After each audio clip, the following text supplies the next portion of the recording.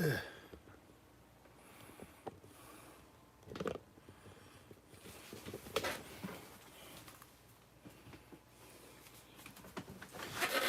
we go. That's better.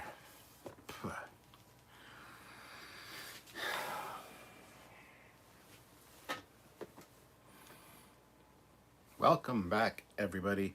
It's time to do a live. We're not doing our regular 4 o'clock live. Samuel is busy filming some Stargate stuff for his fan films, so he is going to be busy or too tired to film. So I thought I'd jump on here and chat with you guys and, you know, hit a different time for the people that might not always be able to watch. So, I'm just going to move this. That was in my shot. As is that. There we go. This is a different angle.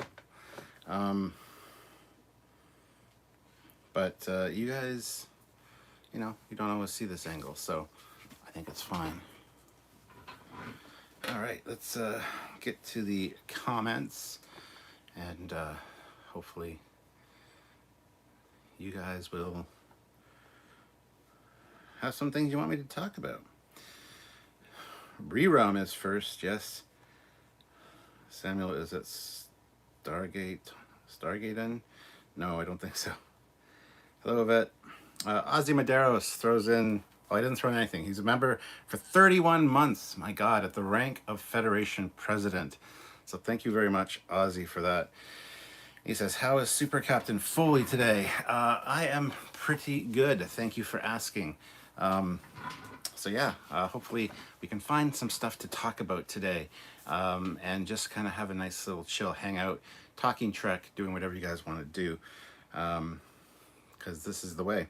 No particular theme for today, just a general hangout and discussion. Anything you guys want to discuss, Star Trek-wise or real world-wise or anything like that. So lots of opportunities for you guys to chime in. Let me know your thoughts on things and try to find out my thoughts.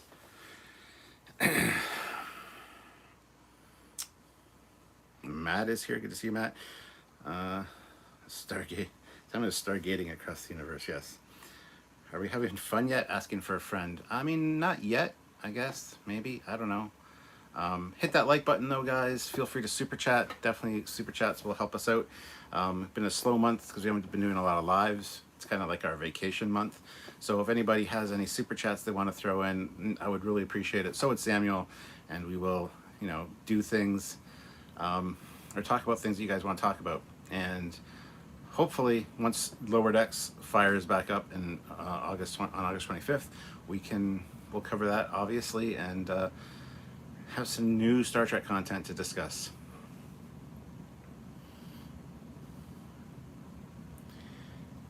Matt says, hey, I recognize that image on your calendar there. Yeah, speaking of calendars,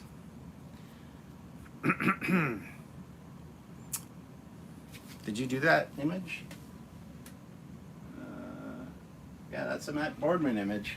Check that out. Matt Boardman made that image for this month's Ships of the Line calendar. So, good job, Matt.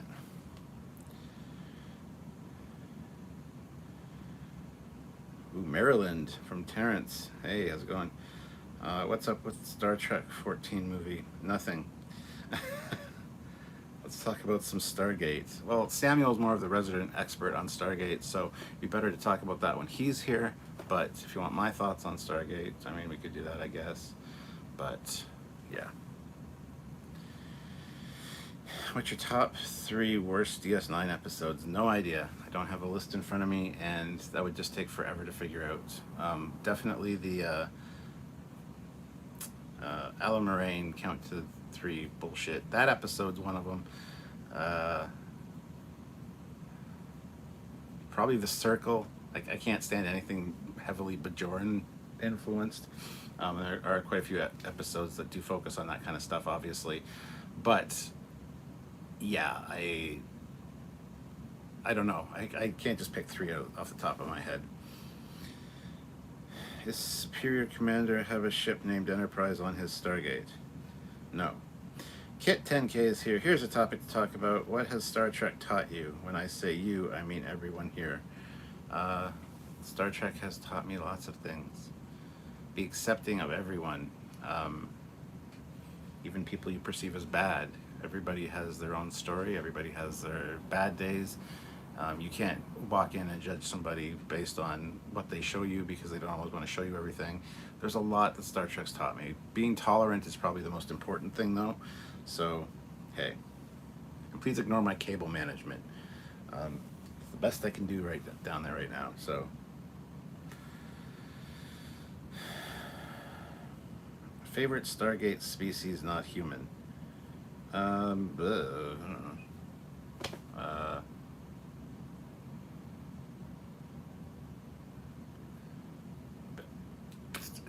I, I don't know, honestly.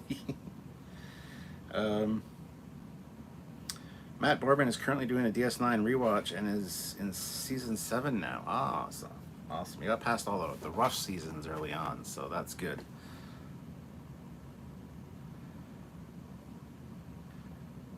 One where O'Brien scares away the monster from the village is on there. Oh yeah, I forget what that one's called. But I don't know if that's one of my least favorite. I think some of the Bajoran heavy ones might be worse than that for me. But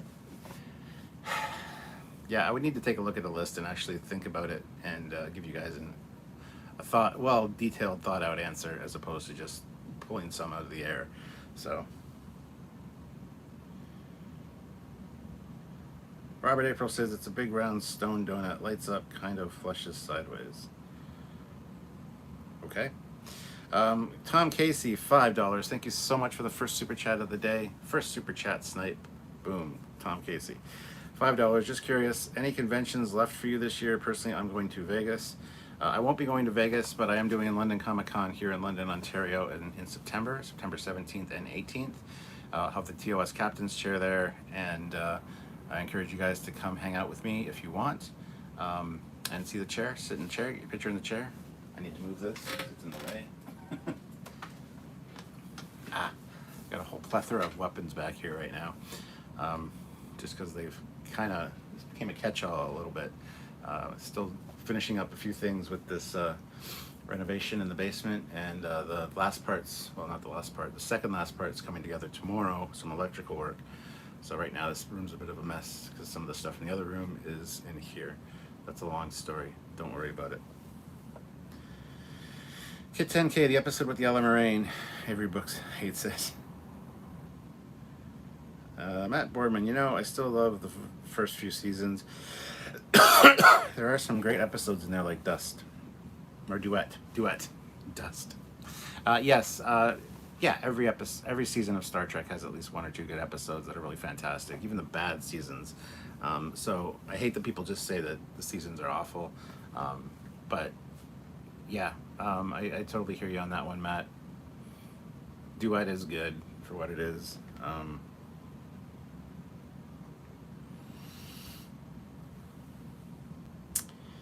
Did you see there's a free Orville simulator on Steam? Yes, I did see that. Kit says, Star Trek has taught me to be tolerant of others and to respect their point of view, and if I don't agree with it, especially if I want them to respect mine. Exactly. Matt Boardman, there are definitely some rough ones, but overall I love it, but I just really love the series as a whole, so maybe I'm more forgiving of things. No, I don't think so.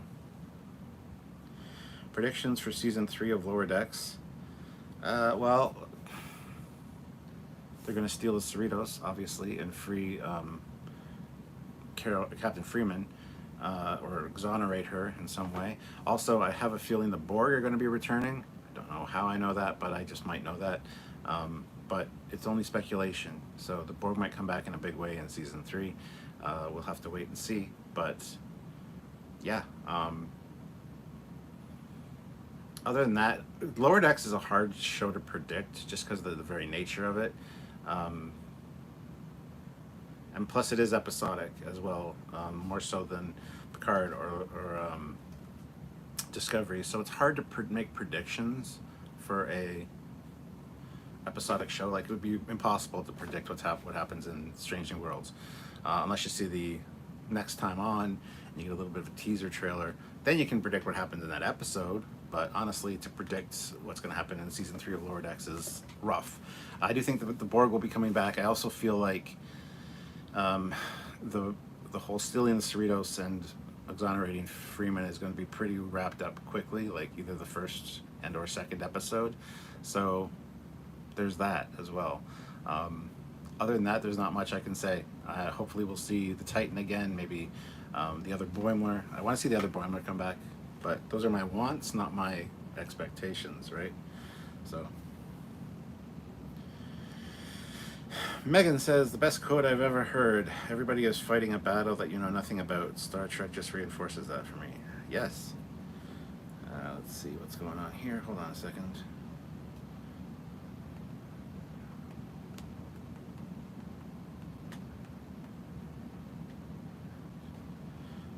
Sorry about that.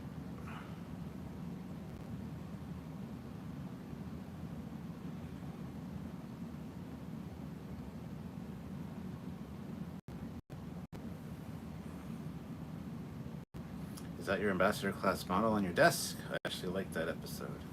That is the Eaglemoss XL right there. My ambassador class is up here. Right there. That one's the one I built. But the other one that's the Eaglemoss XL right there. So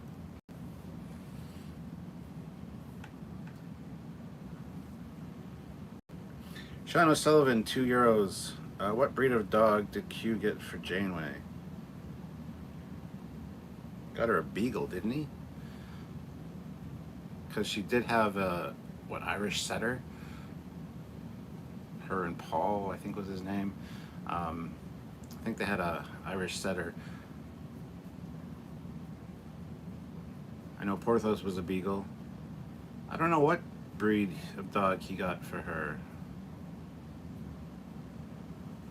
That's a good question. What's the answer? I don't know.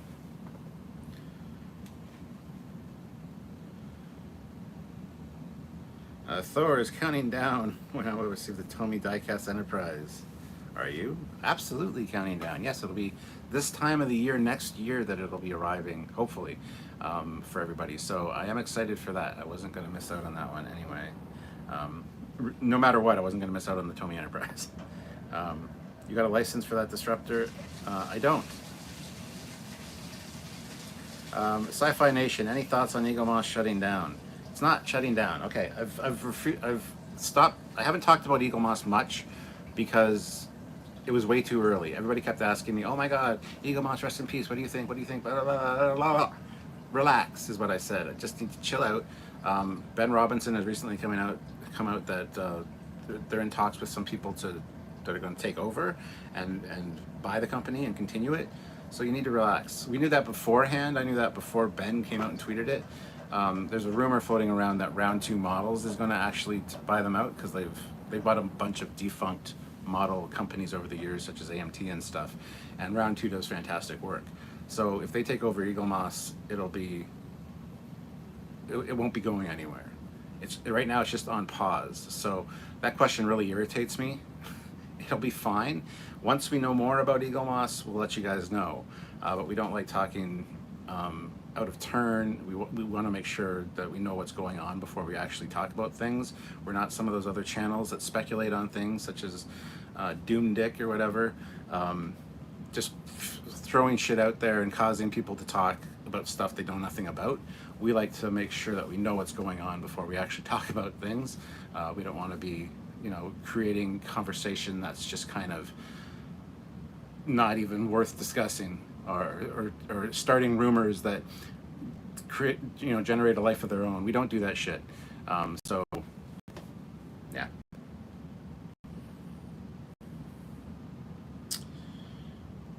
Ozzy says that Worf doesn't like tribals. I don't know. Klingons are kind of tribal in a way, with all the different houses, so I think he likes tribals just fine. Sean says, due to saucer separation, destruction of ships, and Titan, the Titan and Uranus are merged into one ship to be known as the Titan Uranus. Oh my God. Hit 10K, the Borg. We are the Borg. You will be assimilated. Me, assimilate this, bitches. Wow, that's rude. Uh, Manny, hey, how's it going, Manny? Good to see you again. Hope your back feels better today. All the best, Captain. Love from Hamilton. Love from London, my friend. You didn't shoot us an email or anything that I saw, or send me a direct message on Facebook, but you know, I'm waiting. And yes, my back feels better today. I believe Q got Janeway, another Irish setter. Okay, good. Is that a phaser rifle on your desk? Are you just happy to see me? That is a phaser rifle on my desk. Chuck says, Stuart, I heard a few DS9 actors are lending their voices to the Lower Decks episode. Yes, they're going to be walking around the promenade and DS9, and you're going to see some familiar faces. That's what Mike McMahon has let us know. So excited for that.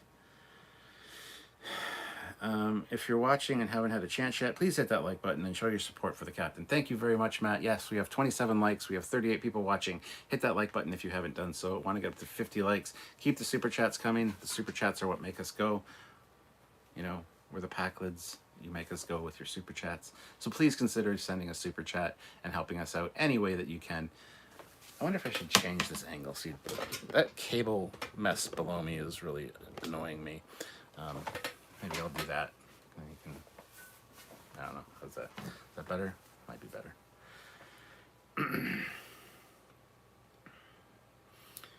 What time does Scotty Pike to play spring ball? 10ish. Okay. Captain Robert April says round 2 would be good. Round 2 would be awesome for buying Eaglemoss. They know what they're doing, especially in the model world. And for people that are concerned about the Enterprise D build, as well as the Ecto-1 and the DeLorean Time Machine builds, I think round 2 would be the way to go. And them buying Eaglemoss is great because they already have the facilities. They already have everything kind of sussed out as to what to do as far as that goes. So I think it's a good idea if they buy it. But hey, just tip that up a tad so you can see less of those cables bother me. I gotta figure out a way to fix that. But anyway, yes. Obi-Wan throws in $5. Hi, Captain. Just catching you on my work break. Have a good one. Thank you very much. Have a good work day after your break. Live long and prosper. Good to see you. Thor, Quentin Tarantino making a Star Trek movie, good or bad? It's not happening. That's like old news, and it was a rumor back then even. I've talked about this a few times. I love Quentin Tarantino's work, but I also love Star Trek. Are they a good fit for each other? No, I don't think they are, honestly. So probably a bad thing, but who knows? It could be fantastic. It's one of those things. We just don't know.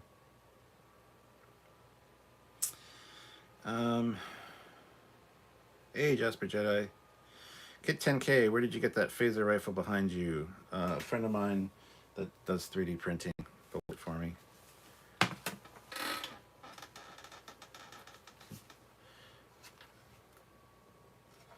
And it's also got a searchlight on the top, which this comes off as well.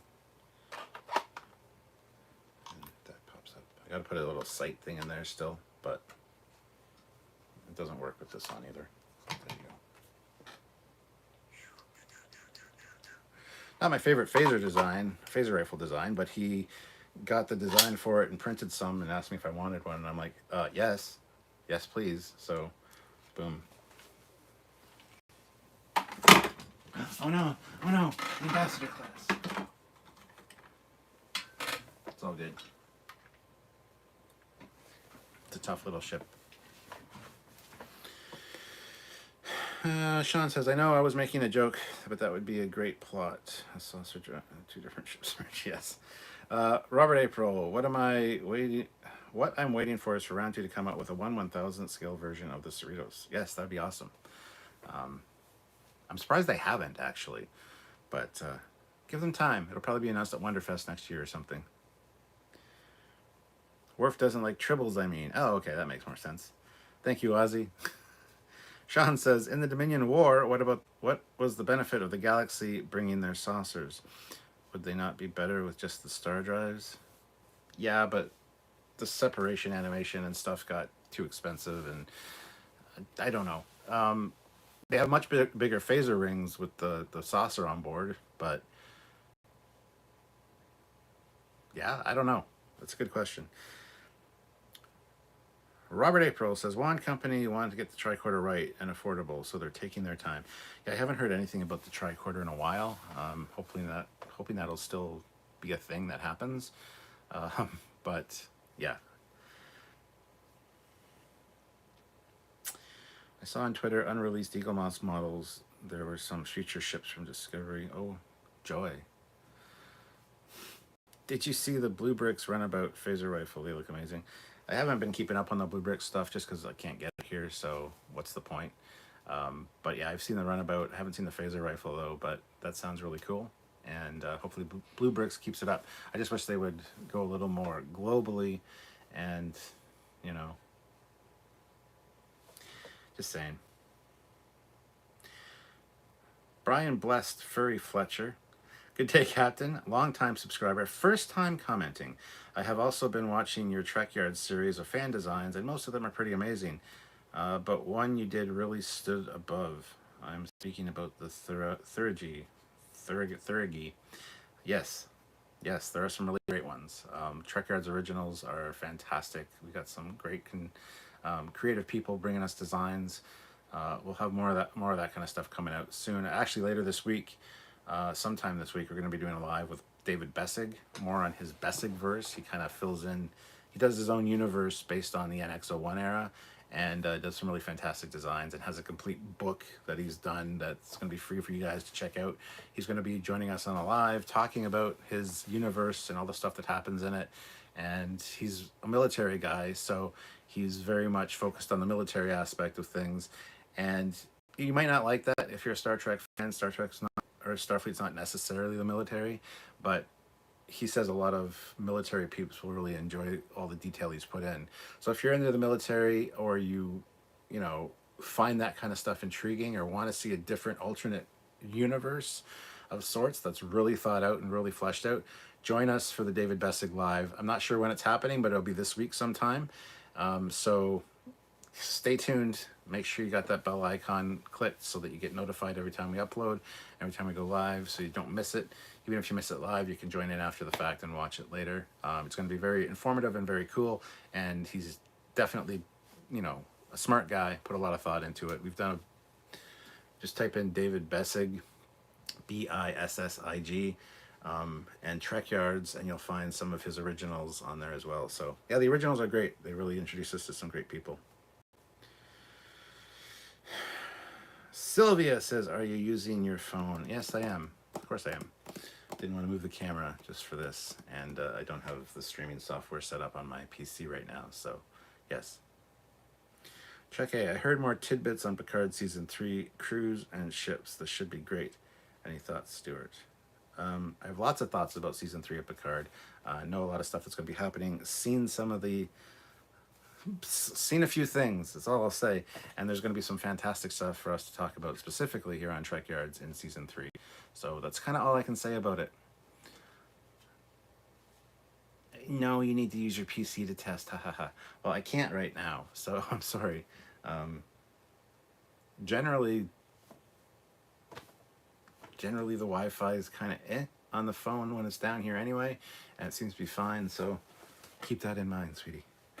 Look, the Admiral's yelling at me in the chat. I gotta, like, talk to her. We put in a new mesh network in the house, and this one near my computer has a little bit of a weaker signal, and she's concerned that I'm in trouble, am I? Well, you can give me a spanking later. How's that? She's concerned that it's not going to be or won't help the issues that I've been having with lives. We'll see when we do one with Samuel, which will be tomorrow, more than likely. So yeah. Get 10K. How long is the rifle, roughly? I've been working on a custom one for the ship in my book. I'm just wondering so I can get mine roughly around that size. I don't know. It's this big. I don't know. See, it's my head. I don't know. 20 some odd inches would be my guess. I don't know.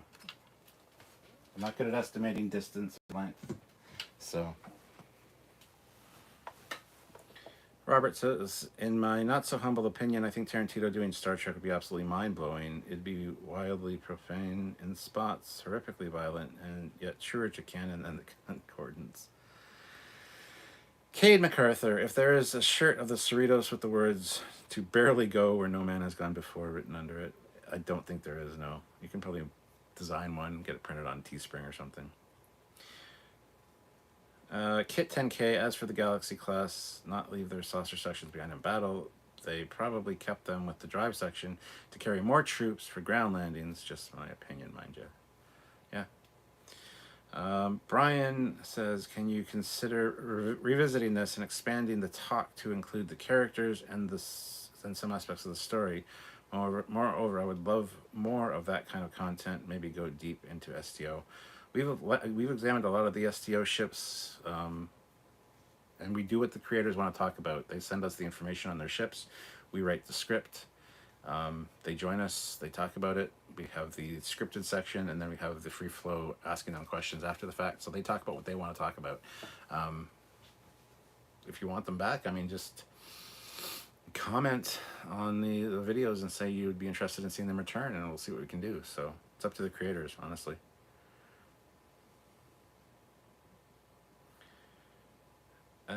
Star Trek Lower Decks is on Amazon Prime in the UK on the 26th of August. Will Trekyards live reviews be on the Fridays? Yes, as always. New Trek comes out on Thursday. I do my first reaction review to it Thursday night, and then Friday is our full review breakdown.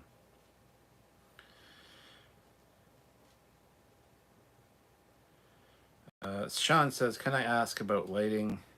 You use a light ring, or how do you get such good lights? Also, there are some advantages to being in the pale northern European extraction, but not many. I just have some daylight bulbs in the ceiling up here, and I have a light arch, an LED light arch over here, which I'm covering now, on my model table for model building that I throw on when I do this angle.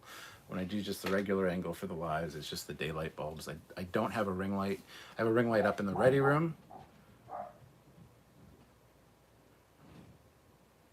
Don't know what that's about. I have a ring light up in the ready room, which I use as like a bounce light for when I do my lives up there.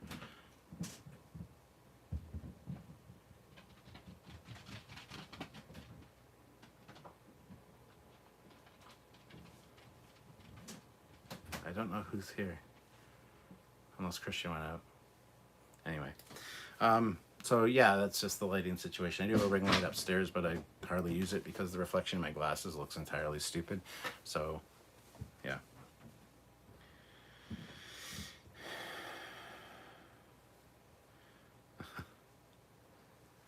Sean says, if your buddy made a 3D print rifle, can you pass on the files to help the guy in the chat making it? No, because he got his files from wherever he got them. He paid for them. I'm not going to pass them on to other people. So, no. Taylor T, $10. Just stopping in briefly. Love the recent Lower Decks interviews. Can't wait to see other possible ones in the future. Well, that was a 2-hour long interview.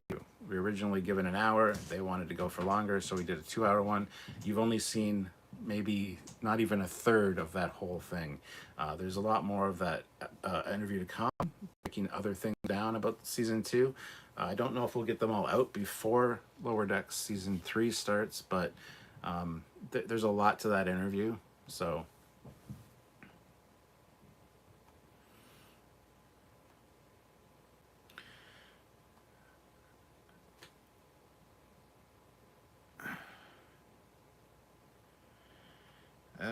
Gorgonzola says the only thing we can surely say about the Type 3 size is that 'tis smaller than the Captain. Anything else? Guessing. Oh my god. Matt Boardman. Yeah, I'm not going to read that one. Darth says, do you think the Borg nanovirus has the capability of being on the deadliest weapons in Trekverse, the one the Queen wanted 7 of 9 to create for Earth's population? I mean, yes. Of course it has that capability. Any non-Star Trek media coming soon that you're looking forward to? Yeah, well, a lot of stuff. She-Hulk, I'm looking forward to that. Looking forward to Andor, the new Star Wars show. There's a lot of things actually. I just can't recall them off the top of my head, but there's a lot of good stuff coming. A lot of it non-Star Trek related. So Taylor T throws in $10. Just stopping in briefly. Love the Lower Decks interviews. Oh, I already read that one. Never mind. Why did that jump around? Oh, you sent 2 super chats, or just showed them twice. I don't know, but thank you, Taylor. Have you considered contacts or laser surgery? I've had contacts before, but I also have bad eyesight and I have astigmatism, so they don't really work for me. And LASIK, I talked about that last night in my live actually. It wouldn't help my vision 100%. It would reduce the cost of my lenses. These are trifocals, but they're Invisalign, so you can't see the breaks. I got like far, medium, and close up. And these are expensive lenses because my right lens is quite thick, as you can see, compared to my left. My eyesight's god awful. LASIK wouldn't help. It would make it so that my eyes are better and that my prescription would be lessened, but I really don't want them zapping my eyeballs, and it's also super expensive. So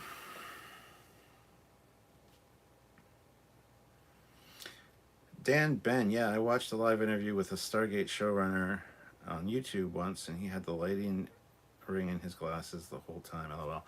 Yeah, there are ways to negate it by putting it up higher and stuff, but then the lighting's kind of a down light.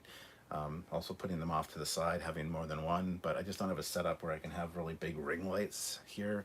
So this is just the way it is. If I look over here, you can see the arch light in my glasses. It gets distracting, I find, for a lot of videos when people have ring lights. Yeah, I've got one. I've also got a portable one that goes on the top of the phone, but it's super bright, so I can't use it when I'm doing my nightly walks or whatever because I can't see where the hell I'm going. And again, you get the reflection in the glasses. So these have anti-reflective coatings on them as well, so it really tones down the reflections. But yeah. And no, I look awful without glasses, so I would never consider not wearing glasses. Robert April says, so everyone is in agreement. Season 3 Picard looks encouraging. 100% yes. Yes, I know Rob Burnett talked about it, and he's, got some information. We had been saying that before that. We've had multiple people, kind of behind the scenes people, independently show or tell us things, quite surprising amounts of things, that we just can't talk about. And we knew this stuff before Rob went on his whole tirade about season 3 being awesome. We've been saying that since the beginning when we found out what season 3 was going to be about. So yeah, it's going to be great. And you can ignore seasons 1 and 2, maybe, I don't know. But who cares? They're there. They're a thing that exists.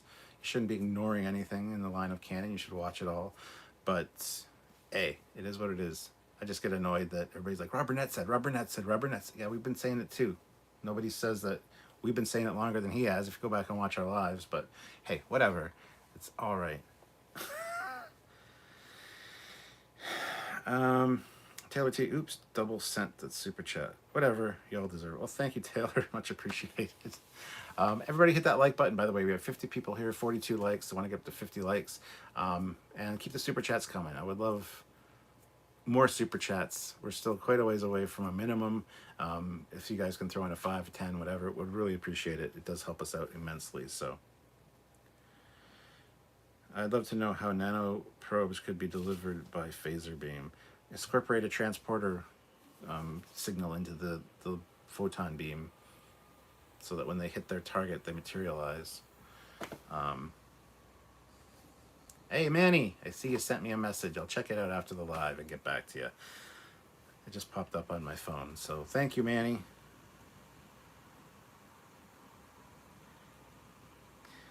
The Darth Eddie, if you had to rank the first 3 live-action Star Wars series, how would you do them? I'd go 1, The Mandalorian, 2, Obi-Wan Kenobi, and 3, The Book of Boba Fett. I would do them the same. Mandalorian's definitely number 1. Book of Boba Fett, I didn't hate it like everybody seemed to hate it. I thought it was pretty great, especially the one episode of The Mandalorian that was snuck in there. The Mandalorian season 2.1. And Obi-Wan, also, I really enjoyed. I don't know what the big whiny cry is about all the not what I wanted. Wah. Shit, that's what you got. So it was pretty good. I don't know why people are so complaining about it, but yeah, I would rank them the same way. Mandalorian is definitely number one. ENG09 says, "Hello, fellow Marine. Hello, ENG. We'll be playing Aliens Fire Team Elite tonight, and kicking some ass. Might stream that live. I don't know. We'll see. But good to see you, man. Hopefully enjoying your vacation." Mullen25, right guy in charge of Picard Season 3. Yes. He was also in charge of Season 2 of Picard, but only really focused on the first 2 or 3 episodes, and then the last episode before he went over to work on Season 3. And then somebody else took over for the middle part, and that's all I'll say about that. Dan Ben, if they put nanoprobes in phaser rifles in Voyager to shoot species 8472. Yes, they did. Gorgonzola86, will you add the Dominion War style strap to your phaser, Type 3 phaser? No, probably not. I want to get an actual like first contact phaser rifle, some of the better ones. But I really like this classic design, but it's not one of my favorites by any means. Manny and Juan are both hungry and have a banana. Manny insists he eats it as the needs of the Manny outweighs the needs of the Juan. Wow. Thoughts on the Prodigy game? Supernova, I think it's called. I'm encouraged. I want to see what it's like. I'm more excited about Star Trek Resurgence game, but yeah, I'm down for a Prodigy game. If I get it, I'll be live streaming gameplay of it and discussing it. So yeah, that's my thoughts. The Darth Eddie, Obi-Wan was about how they had to do it if they were going to maintain continuity with A New Hope. I think people wanted something as grand as possible, but forgot you can't go big. He's in hiding. Yeah, but the whole hiding thing, I think they kind of screwed up a little bit with some of the things.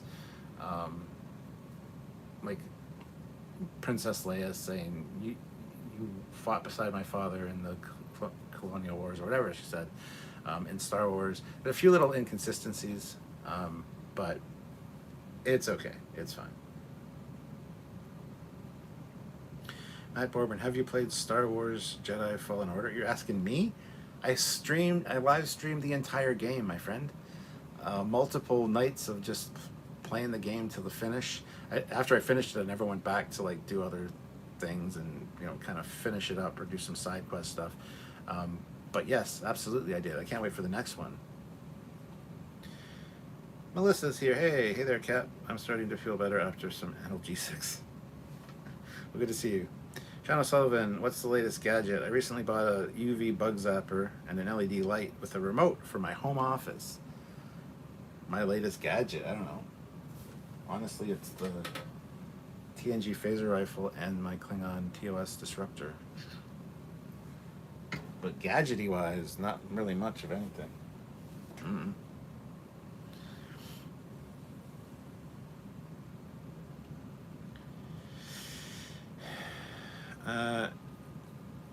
Yeah, thanks, Melissa.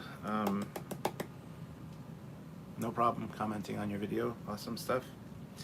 Dan Ben, I think the Prodigy game has the same rating in the UK as the Lego Star Wars Saga game. Okay. Is it out yet, the Prodigy game? I don't even know. I haven't been keeping track of the Prodigy game. Matt says, oops, I need to go back and look then. Sorry. Yeah, you should be sorry, man. I got a whole playlist, Captain Foley Plays, and it's in there. How dare you, Matt? I'm so disappointed in you. Robert April, one of these days I need to cobble together my concept of a TOS phaser rifle. Post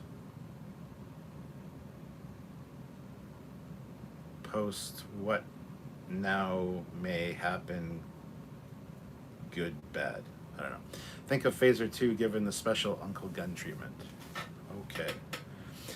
T. Louise Allen, hey Cap and everyone, happy I can catch you. I've been searching the galaxy that is these United States, so I've missed a lot. I'm currently in North Carolina. By the way, by way of Chicago, Acon, and Cape Cod. Well, good to see you. Melissa, I'm feeling fine, feeling good. My back's feeling much better today, so. John O'Sullivan would love a Lego Star Trek game. Lower Decks have proven that humor is there. Lower Decks Lego game would be amazing, but unfortunately Lego and Star Trek don't like each other. They don't have any kind of deal going on, so it's not going to happen, but yeah. Kit 10K, you and Samuel have talked about once Star Trek Picard is over, it should become an anthology show. I agree. I myself would love to see where it follows Martok with J.G. Hertzler reprising the role. Yeah, that would be awesome. You know, after season 3 of Picard, which will be the last season, if they go have a new show called Star Trek LaForge, and we get like a 3-season arc with LaForge, that'd be very cool. Again, as long as it's done well. And then after that, move to like,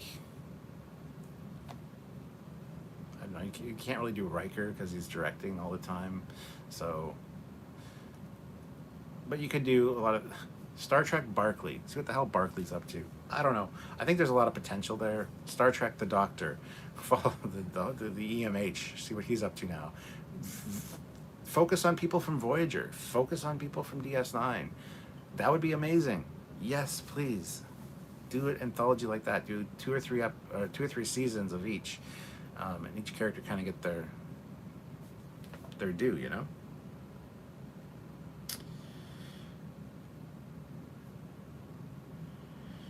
Dan Ben, the rating for the Prodigy game was in this trailer posted 2 months ago. I haven't seen anything since then. Oh, okay.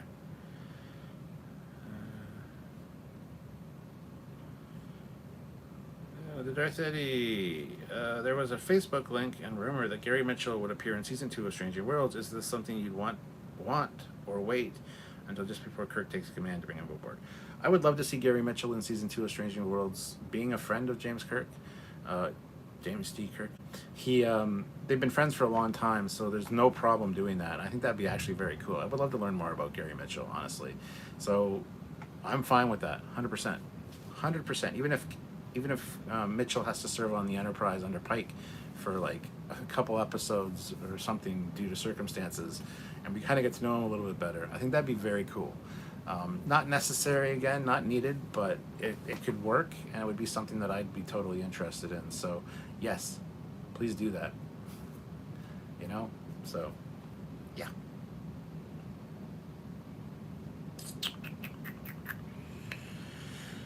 Gorgonzola, has anyone already heard something about someone producing the away team jacket from Strange New Worlds besides those 2 early knockoffs ordered? I haven't heard anything. I would be on board for getting some, that though. I really do enjoy those jackets. They're very cool. But I haven't heard anything official, or I haven't really seen anything either. Whatever happened to Equinox EMH? Did they just delete him? Good question. Melissa says she doesn't mind Star Trek Crusher, a nifty idea for a series. Yeah, absolutely. Crusher's gonna be in season 3 of Picard. We know that her and Picard have a little bit of a contention in their relationship in season 3. So it'll be interesting to see where that goes. And yeah, have a series about her after that. That'd be amazing. Yes, 100%. Star Trek, Trekyards, the miniseries. Well, I don't know. Trekyards we're going on 8 years in October, and we have like thousands of videos. So I think we've already surpassed all of the Star Trek series as far as content. So I wouldn't call it a miniseries. A legacy, a marathon. Trekyards, the marathon. I don't know. Robert April says, hell, they've already screwed up Kirk's timeline royally, so why not? How? They haven't screwed up his timeline yet. If you're talking about the last episode of season 2, that was an alternate reality, so the only thing they fudged about that was the fact that the Farragut wasn't a Constitution class ship when it should have been. That's all. Darth Eddie, Dr. Danar does say you asked for him aboard your first command.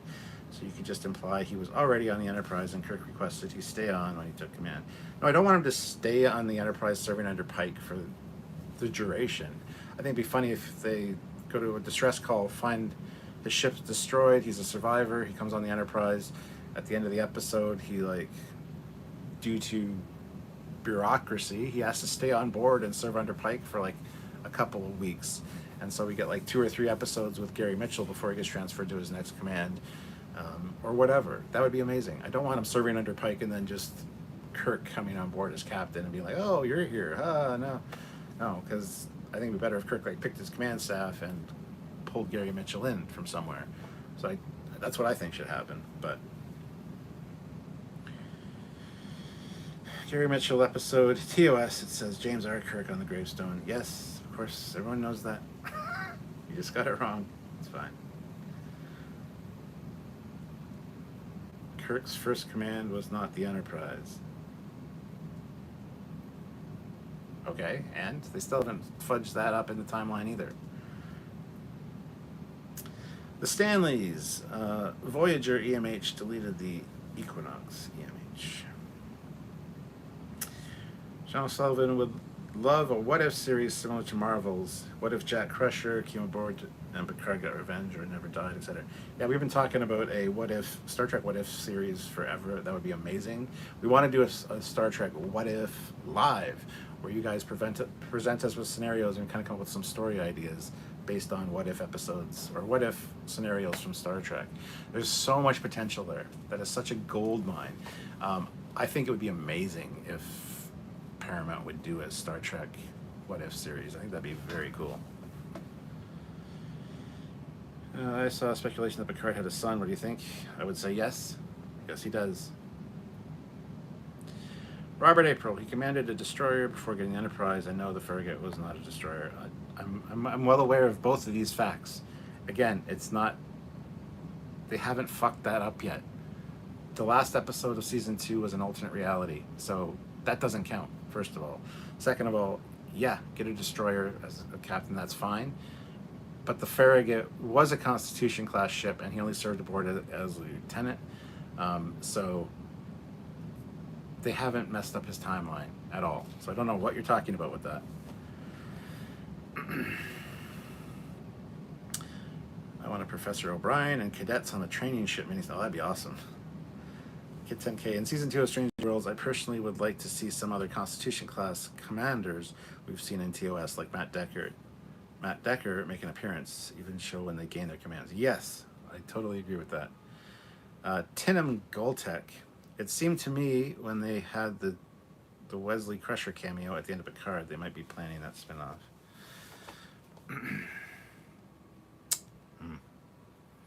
Guys, hit that like button. We are over 50 likes right now, but keep it coming. If you guys have not hit that like button, give it a tap. Keep the super chats coming. We haven't had a super chat in quite a while, and we're way far away from our minimum. I would love to get at least another $60 if possible during this live. So keep that in mind. If you're able to help out, we really appreciate it. And please consider sending a super chat.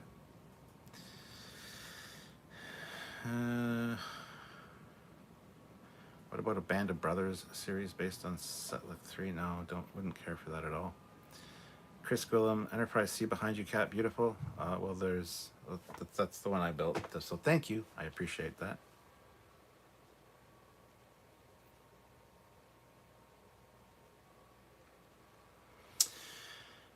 Maybe James R. Kirk is the inside joke on Kirk's nickname from Academy days. Maybe.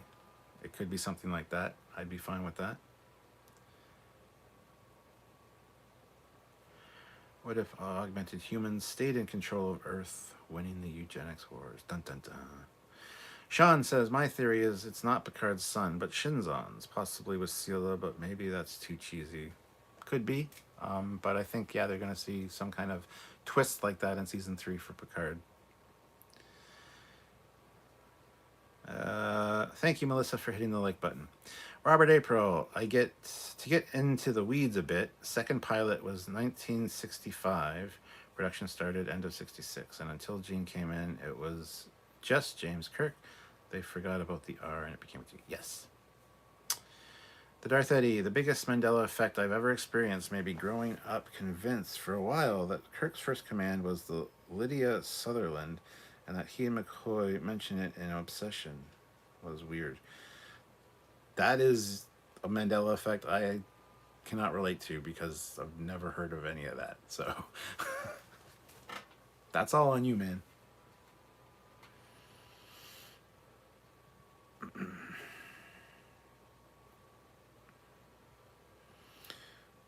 Do you think they're holding back on the Starfleet Academy series, trying to grow a young teen audience with Prodigy Lower Decks, and then move on to a show with the... I don't think they put that much goddamn thought into it, so no.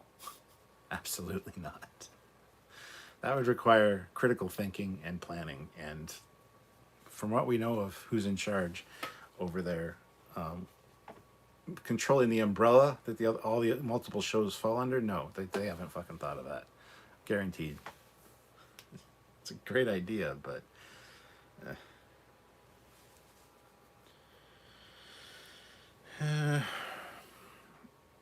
Matt says Kurtzman confirmed at San Diego Comic-Con that the adversary for season 3 is a female. Dun, dun, dun. Probably the mom of the so-called Picard kid. I don't know. That'd be interesting. Sean O'Sullivan, we already saw when the Augments won, they were called Nietzscheans and were featured prominently in Andromeda. Chuck A. Wesley as the Traveler is rumored to be back again. Which series do you think, Stuart? I think him showing up would work very well in Prodigy. Definitely on Lower Decks. If I had to put money on it, I'd say he's going to show up in Lower Decks. He won't show up in Picard season 3, I don't think. Maybe at the end, if they'd have some kind of big send-off for somebody, and you want all the original TNG cast there, maybe. But no, I think if I had to bet on it, I would bet that he would be showing up in Lower Decks as the Traveler. Venom says, "What's up, Skip?" As in Skipper. Not much, not much. Kid 10K, there's a Star Trek what-if story. Or here's a Star Trek what-if story. What if Picard is killed on Veridian 3 instead of Kirk in Generations, and Kirk is given command of the Enterprise E and had to deal with the Borg in First Contact? That's a great what-if. Venom, Geek Media. When would you set a Starfleet Academy series? Me, personally, I'd set it in the Lost Era, between the Star Trek 6 and TNG, where there's just nothing. The Lost Era. That'd be the perfect place to put it. Learn about the Lost Era right alongside the cadets that are learning about it as well. That'd be fantastic. They're not going to do that, and if they do, they'll probably mess it up. So my guess is, and this is, again, I would put money on this, their Starfleet Academy series is going to be set in the 32nd century, and Tilly is going to be the lead of the show. She's going to be their teacher, and that's what it's going to be about. And that's cool. We get to learn about the 32nd century, I guess, but that would be my guess. Sean says, fun fact, Stuart is also known as Disco Stew, but won't tell you this, of course, as Disco Stew doesn't advertise. That's true. Every time I wear my disco shirt, which I don't think I have anymore, I think it got faded. But when I wear my disco shirt, I was always like, Disco Stew.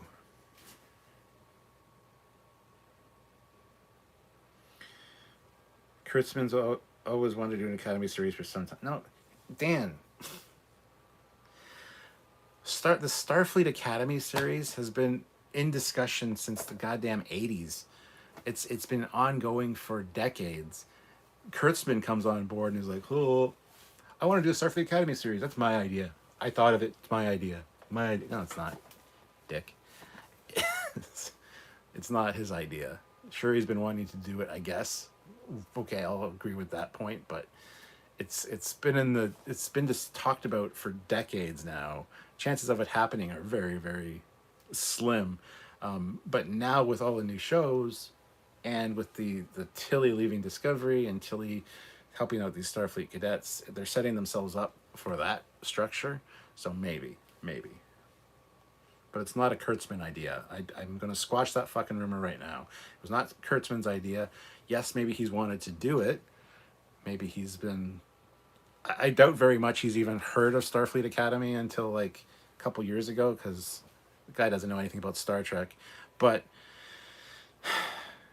Yeah, I mean, it's something he could be pushing for because they have a good idea for it now. Fine, but it's not his idea, and it's not something that he's been pushing for since the beginning. I don't buy that for a second.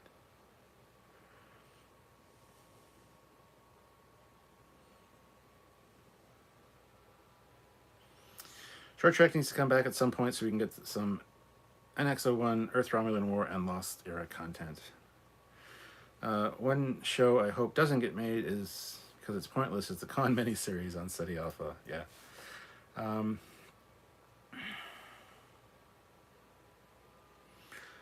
and Robert April said the obsession we talk about the Starship Farragut a little bit. It's not necessarily Connie, but similar class. Yeah, but there's so much beta canon.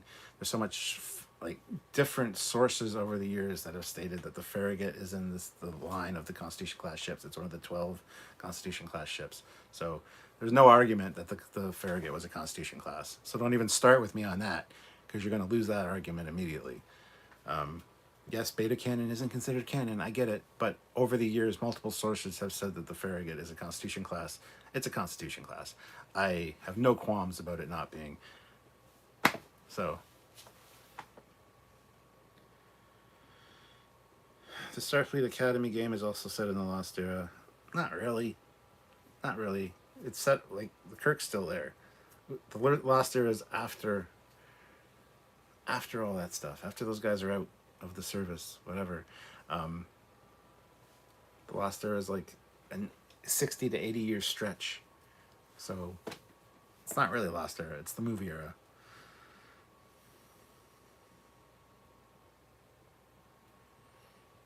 T. Louise Allen, I want to donate, but I can't find it. YouTube has hidden it or something. Suggestions?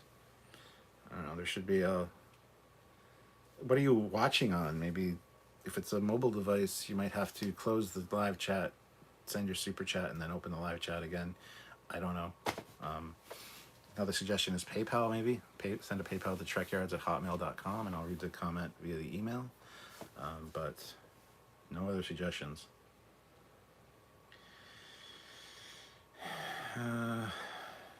There's two distinct parts of Lost Era, and the still very militant period leading up to the Tomed incident, and then the start of the pacifist TNG era. Yes, 100%. Matt Borbin says, I have to be honest that I'm not really interested in Starfleet Academy series set in the 32nd century with Tilly in charge. I'm not either. Chuck A, I think Captain Janeway will be back in live action with Seven and Raffi after Picard. That'd be cool. Maybe we will get a Captain Uhura Academy show in the Lost Era. No, don't want that. Matt Boardman, I'd love to see one set in the 23rd and 24th centuries, but not the 32nd. There were rumblings about an Academy show back in the 60s. Yeah, it's been forever. Forever.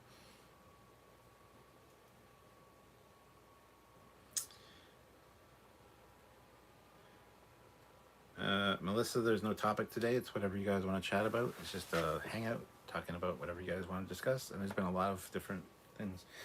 Generally, these lives at 4 do have a topic, but that's when I have Samuel on board, so we can discuss back and forth and include you guys. This one, I wanted to do something today just because, like I said, it's been kind of a slow month, and still haven't got any super chats. So probably going to wrap this up soon, unless I get some super chats coming in, because I wanted to spend time with you guys, but I also wanted to kind of support the channel. So way far away from our minimum. So if you guys can super chat, please feel free. So there's no topic today. It's whatever you guys kind of want to talk about.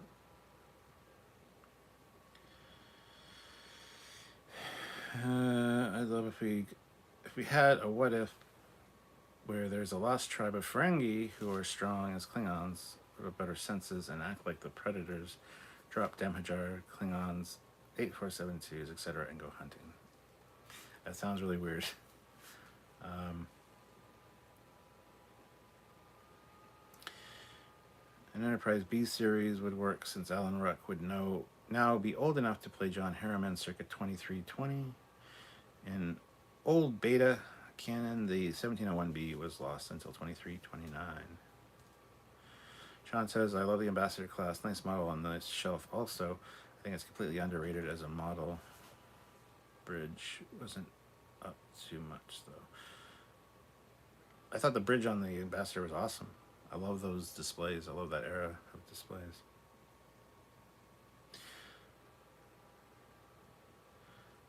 Large unidentifiable reptile. Beta canon won't always be followed. No, it shouldn't be. It can be strange when some shows take things from beta canon to T, while others take creative liberty, but neither are the right way to go about it. It's true. Kit 10K, I think a Star Trek series set after the events of Star Trek 6, but before the Enterprise C is destroyed would work. What about you, Cap? Yes. Yes, I would as well. I would love to see more stuff in the Enterprise C era, just with the Ambassador classes. I don't need to see the Enterprise C. I don't need to see them doing their mission with Captain Rachel Garrett. I don't need to see that because I know what happens. But another Ambassador class ship, maybe brought into the Enterprise on one of the episodes, would be great. But no, don't need the Enterprise for that. So Matt Boardman throws in $10. Support. Please be in my fan film. I will absolutely be in your fan film.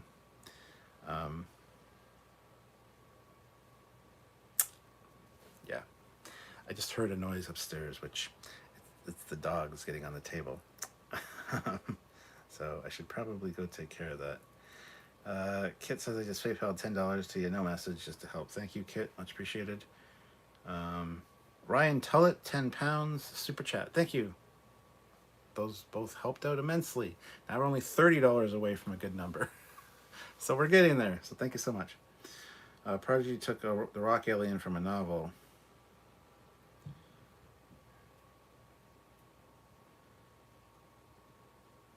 Oh, yes. The species, yes.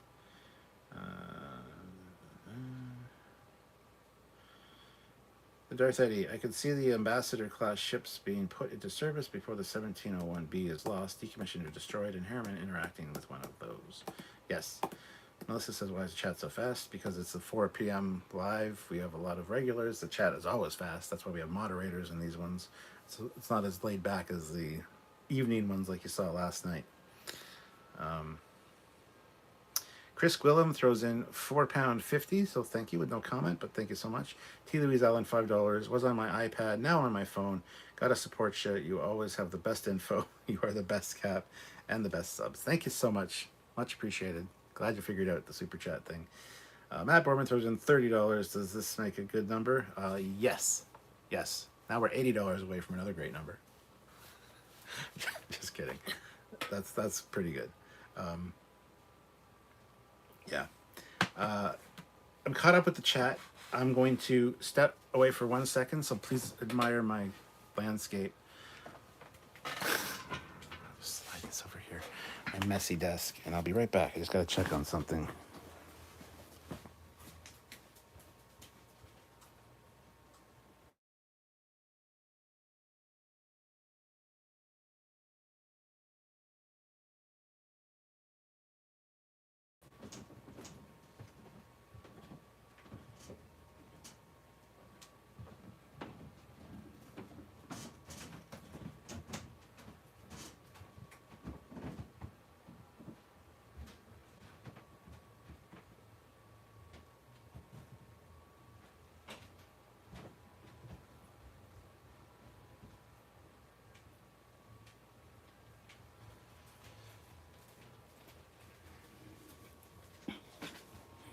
And I'm back. Sorry about that.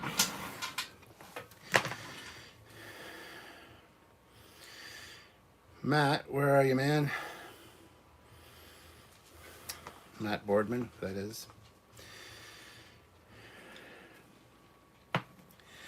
Like how Matt Damon, the little bastard, waited till I left and then spammed the chat with his bullshit. He hasn't been around for a while. Always a different name, but always the same fucking message. One which we kind of agree with. Discovery is not canon. But, wow. You're an asshole. Stop spamming my chat.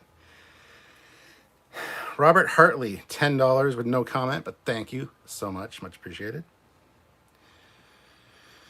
For the record, the registry on the Farragut is NCC 1647, close enough for government work. Same basic ship as the Enterprise.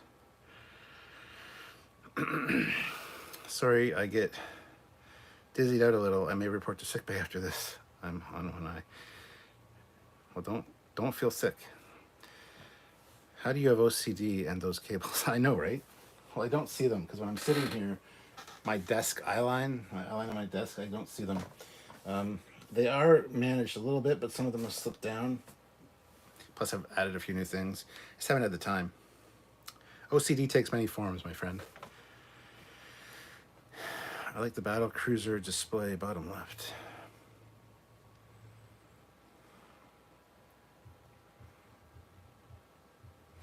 Honestly, that is such a cool computer setup. Well, those are just my side monitors. This is my main setup. Right here. So, I always like to give you guys different views of things so that you guys get more of a feel for my world. So, but thank you for the compliment.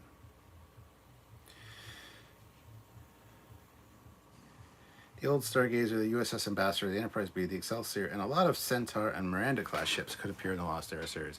Yes, some really cool ship designs, and yes, 100% yes. With my idea for where I thought about where they could do a series in the Lost Era, I wouldn't mind the show set on a Miranda class ship. What about you? I would not want to see a Miranda class ship, no, because you know it's going to get destroyed or damaged in every goddamn episode.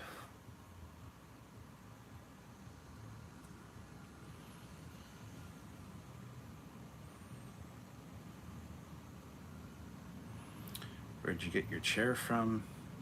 I forget the name of the company, but a friend of mine ordered one and got two from Amazon, so he gave me this one. Sold it to me for like $150, and then I just customized it with the Trekyards thing. So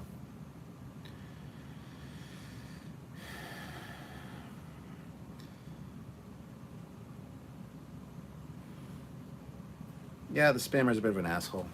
Hasn't been around for a while, but I don't know why I keep spamming something that I kind of agree with Discovery not being canon, but whatever. Dick. Is the Enterprise C above your head? Is it somewhat scaled to its Diamond Select ships?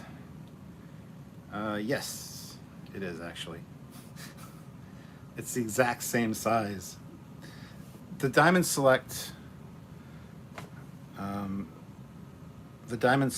Enterprise C that was the San Diego Comic-Con exclusive, the gold one, is the exact same mold as that. Exactly the same. So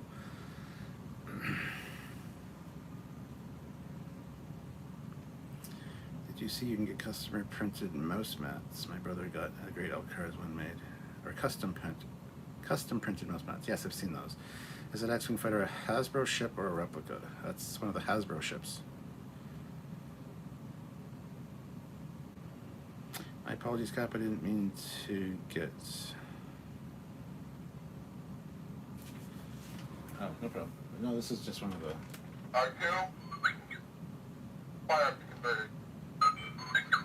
Battery might need to be replaced, but... I'm a bit curious about just how old the Stargazer is. It was an old bucket of bullets and Picard got her, so just how far back does she go? Could be decades. I mean...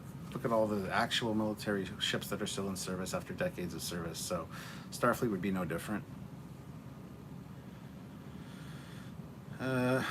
Casual Trekker, who's been a member for 12 months at the rank of Admiral. Thank you so much for being a member and for being an Admiral. I salute you, sir, because I have to. You're an Admiral. Did I miss the live or video that you guys talked about the Strange New Worlds Lower Decks crossover, or is that still a future video? Also getting closer and closer to seeing what Season 3 of Lower Decks will hold. Can't wait to see it. Yeah, we haven't talked about the crossover yet. That'll be its own live at some point, probably in the upcoming week, but we'll see. Troy's like, holy crap, I had that.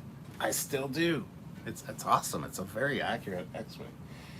So, Ryan Tullett throws in £5. Thank you so much, Ryan. Much appreciated. This might be unpopular, but I actually enjoyed Disco Season 1 and 2, except for the Season 2 finale. The Enterprise is strong. And best pack lads. The Enterprise is strong. Yeah. I enjoyed a lot of Season 1 and 2 of Discovery as well. I enjoyed a lot of aspects of it, some characters, occasional episodes, but overall as a cohesive piece, it wasn't cohesive, and that's the problem. So yeah, I don't hate everything Discovery. It's just not my favorite. So the Stargazer is probably about 30 years old when Picard takes command, so she could be close to 50 or 60 years old by the time she's lost at Zeta Maxia. Yeah. Imagine if Jedi had a tricorder. Imagine a microcellular scan to detect M count, Mandalorian count. USS Nimitz just turned 50 and is still in active service. Yes. Robert April says, I'm concerned with that crossover. It could lead to a disaster if not handled right. Yes, it could, but Strange New Worlds has had an amazing track record. So has Lower Decks. So I have faith that they're going to pull it off and be amazing with it. So have faith. Stop being so cynical all the time. Everybody's such an asshole lately. It's like, oh, they're going to fuck things up. It's like, well, just let them do it, then complain about it. Yeah, it could be a disaster. I agree with you, but they both have good track records, so let's just keep that in mind going into it.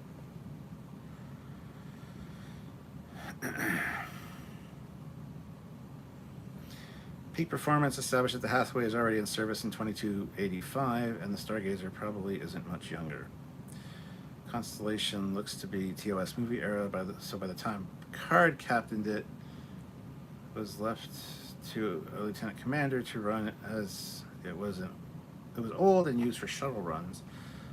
That's about it. With the registries in the 2000s, I guess Stargazer might have been built around 2290. You can't use registries, unfortunately. They get all messed up. Look at the Constellation, or the Constellation in TOS. It was 1017. Certain registries and names can get carried over, and like as an honor system, like to honor a ship, get transferred. This registry number doesn't necessarily mean when it was built. That's a whole other thing. But PW10A2 Sal throws in €2. Awesome, with thumbs up. Thank you so much. Discovery is so forgettable, and I have no compulsion to watch it again, yet I rewatch DS9 and Voyager constantly. PW says, I love the TOS bridge crew. Stewart has faith of the heart. SC Scout Guy, you gotta have faith of the heart that things will be okay. I try to be a positive person and a brave cadet. Well, good job, Melissa. Large unidentifiable reptile, I feel like how the crossover does Boimler's hair will be our first major flag for the episode's overall quality. Oh my god. Sean O'Sullivan, Nita Hathaway series. Theme song is the song What is Love? Baby, don't hurt me. Don't hurt me no more. I should never sing.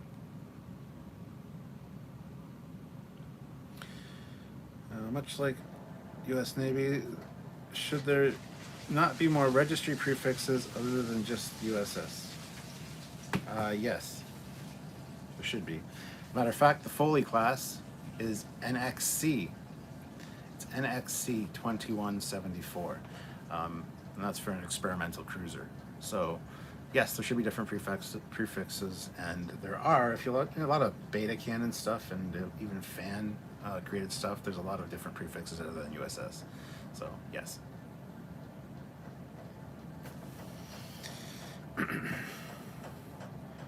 Robert April says, the Constellation is the basis of my idea for a pre-Constitution class starship. Not just the registry, but all the little differences between the AMT model and the 11-footer.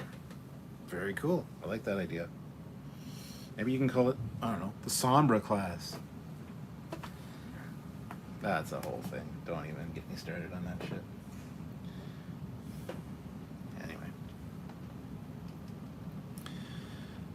There's the NX-01 Enterprise. Yeah, well, that's that one, yeah. Darth Eddie, a great villain for Picard Season 3 would have been Tomalak. They'd have to recast the role, but as a Romulan who'd been a recurring enemy for Picard, it'd have been great to see him vengeful like Nero. Yeah, but Tomalak was always kind of one of those fun-loving, like more like an antagonist more than a villain. You liked him. Most of the time. He was kind of funny and quirky. So I wouldn't want him to be a villain, so...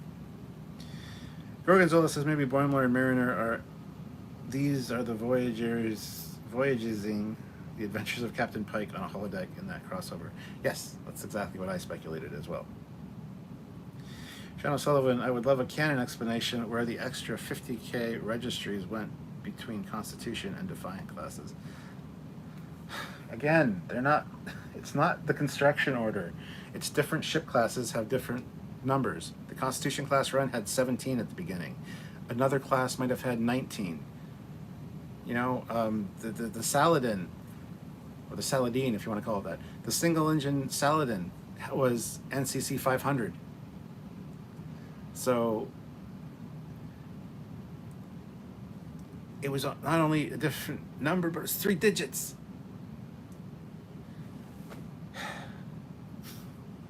Registries are a bit of a mess because they weren't planned out at first. Mike Okuda has done a great job of trying to make them make sense since TNG, but there's always the odd anomaly. So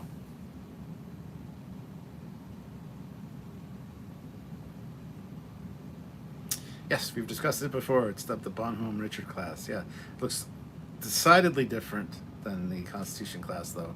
Even the cells are different, at least for the old blueprints and stuff I have for the Bonhomme Richard. But large unidentified reptile. The Sombra is such a cool name for such a non-entity of a ship. Kit 10. Well, it was actually the USS Peregrine, but yes, it was the Sombra class. But yes. Kit 10K, if anyone wants proof of the USS Foley's registration number, show them the one I made for you. Again, just plain, no need for you to get it. Yeah, it's in the other room, so.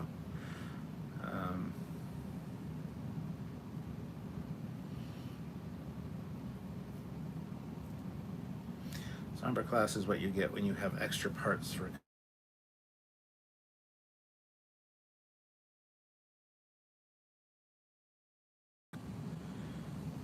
the Darth Eddy, and then there's the fake Dauntless, which only uses the 2-number registry, but reuses one from over 200 years earlier, and from a ship named Enterprise. Sean O'Sullivan, would be a good idea to flesh out the state in canon. Each class gets 1,000 registries reserved. Problem is gone. Yes. Let's see. Just over an hour.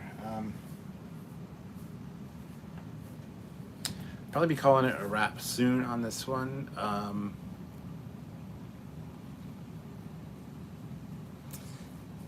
still would like to get another $50 if possible, but I don't think that's likely. And for some reason, when I decided to do a live, nothing happens all day or any other day last week. But today, when I did a live, I've had 3 phone calls, various weird noises from upstairs happening during this live. So there's a lot of shit happening right now that is...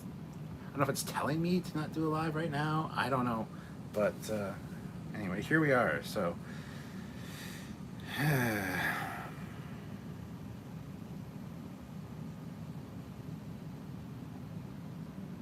Fake Dauntless is an NX registry. Well, it's experimental. And all experimental ships have the NX registry. The E and D is slightly larger than the entire Paramount lot. Yes.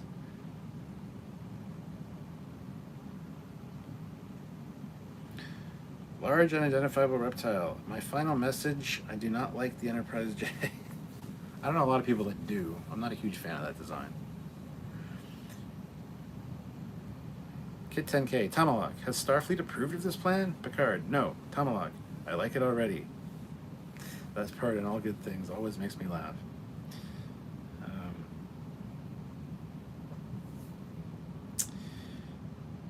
Melissa said I should take out my tricorder to check it out. Well, let's see. Pull out the tricorder.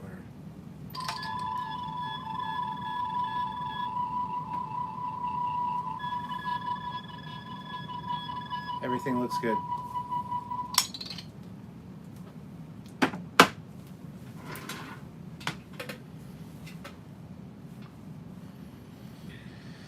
Enterprise J is an awful design, and it's seen in Enterprise where it has no business being. Yes, exactly. They used up to 20,000 registry numbers in the Lost Era when they had the Sydney-class colonization. One-way transport designated as fleet ships, such a waste. End of headcanon. There you go. Headcanon's great. The J is about the size of Manhattan. Sean says, I like the idea of colony ships that are disassembled into colony buildings. Yes, this is the way it would be done. So, yes. Troy, where is the true order from? The tricorder? It's one of the Roddenberry collection.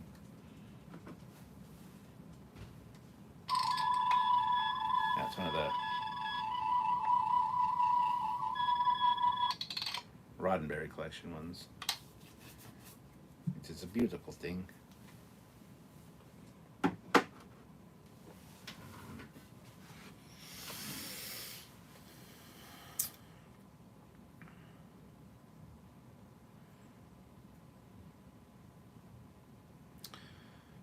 Compare the J to 32nd century ships. Of course, those ships could be over 100 years old themselves. Brian L. says, has anyone ever designed a refit version of the Klingon D10, like done with the D7 to the Katinga? No. Well, actually, I wouldn't say no. I'm sure somebody has over the years.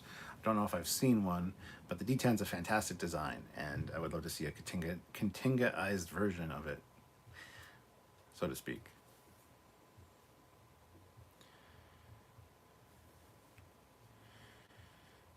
Since the Enterprise B must have been destroyed to make the dates work, what would you think happened to it?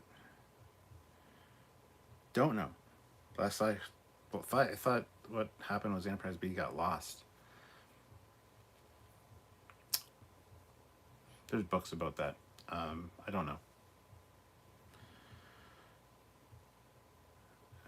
What prop replica would you like to add to your collection? So many. I want the goddamn Wand Company tricorder to come out. That's what I want. So that's my answer. The earliest known Federation Starship registry we've seen might be this NCC-173 for the USS Essex mentioned in TNG. The next lowest would be the NCC-176 of Captain Sisko's model of the USS Horizon.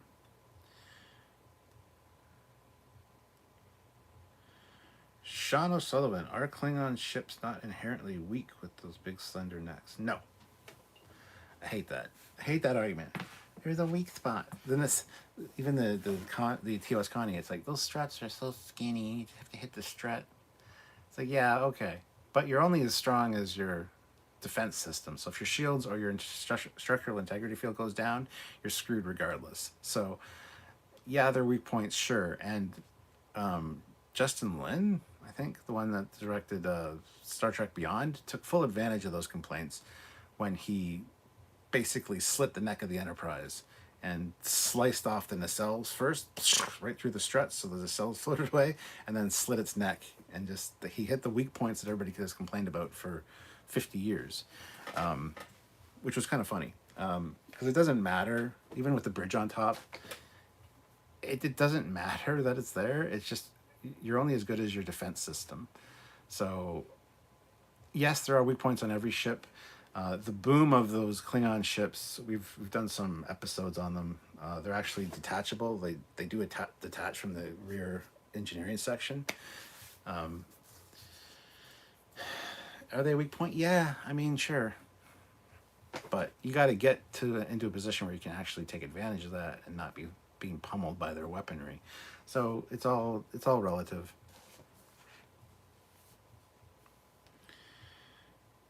I was talking ship classes with Doug Drexler. He is of the opinion that those classes pre-NX, but they stuck around. Yes.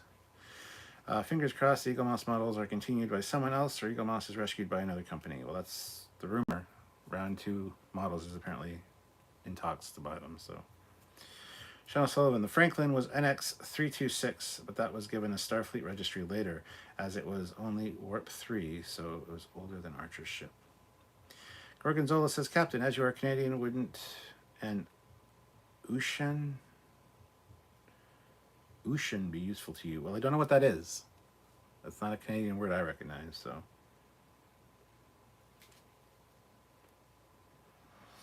And no, it's not bad, Melissa. Other people have issues or struggles with the tricorders as well, so don't feel bad. All right, can we get another $10? Another $10 super chat would be a great way to end out, but I think I should probably wrap this up and see you guys tomorrow, because we're doing another live tomorrow at 4 p.m. Eastern Standard Time. I'd like to thank everybody that joined me, everybody that super chatted, all the discussion topics we had to talk about. Hopefully the fact that Samuel wasn't here wasn't an issue. I do like doing these lives by myself. I usually do them later at night, so not everybody can tune in. So I thought I'd go earlier today to see, grab some more time zones, have some more people turn up. It's a little bit of a different structure. We just kind of hang out and chat about whatever you guys want to talk about, but hopefully you did enjoy it. Like I said, if I can get another $10 in super chats would be awesome, and another 13 likes if possible. If you guys haven't hit that like button, give it a like. If you're watching this after the fact and it's not live, still give it a like. And if you want to donate and help out the channel in any way you can, there is a super thanks button down there if you're watching this non-live. Super thanks is like a super chat, but it's, just to show your support for the channel. So if you can, please do. Most of the disco ones have holographic displays. The older ones have tactile displays. Yes. Brian L., like the black hole models on your shelf. Good taste, sir. Well, thank you. Kit 10K, I think Ushan is the Andorian fight to the death. Oh, okay. Yes. Sean's like, I love these, but usually at 4 a.m. my time. Yes, that's what I mean. Grabbing a different time zone. More people can show up. Ooh, bye, Captain. All the best from Germany. Well, thank you, PW10A2 Saul. Captain Robert April. If only I could get Samuel to work up a render of the USS Eldridge. I know it's a POS. It's supposed to be a POS. I'm sure he would do it. You just have to compensate him for his time and stuff. But he doesn't build 3D models, per se. We have a 3D modeling team of people that actually do that. He can configure some and reconfigure parts to kind of kit bash of the 3D model, but he doesn't design them from scratch or build them from scratch. I mean, Jasper Jedi throws in that $10 I was looking for. Mwah. Thank you. You saved the day. And says, thanks for the live, Cap. Nice to have some company in the afternoon. Well, I'll have to do these more often then. If you guys want afternoon live streams where it's just me chatting, I can definitely do those. But I just need people to tune in and actually kind of show support for the channel at the same time. So if you guys are interested, I'll take it under advisement. So Grant G says, do you like shore leave? The act of shore leave, yes. The episode shore leave, yes. James says, have a good one and thanks for doing these, Cap. No problem. Gorgonzola says, I just spent the Andorian ice scraper you used for that, not for the fight to the death. Was thinking about it when the captain was asking on favorite power. Oh yeah, that'd be cool. Those are cool blades. Kit 10K, been binging Bones, and I'm down to the last 2 episodes, and I'm gonna binge Star Trek Lower Deck seasons 1 and 2 after them. Bones is a great show, by the way. Sean says, Cap has to leave. He seeks Jamaharan. I never say Jamaharan. I can never say it. And yes, I'm always seeking that. So until next time, guys, I'm Captain Foley. Thank you for watching. Like I said, make sure the notification bell icon is clicked so you get notified when we do lives and when we upload. And we'll probably have a live tomorrow at 4 p.m. Eastern Standard Time with both me and Samuel and a topic. And we'll talk about something. So until then, I'm Captain Foley signing off. And that's Jamaharan. There you go. Thank you. Phonetically is good. Jamaharan. Anyway, see you later. Live long and prosper, guys. Have yourselves a good one.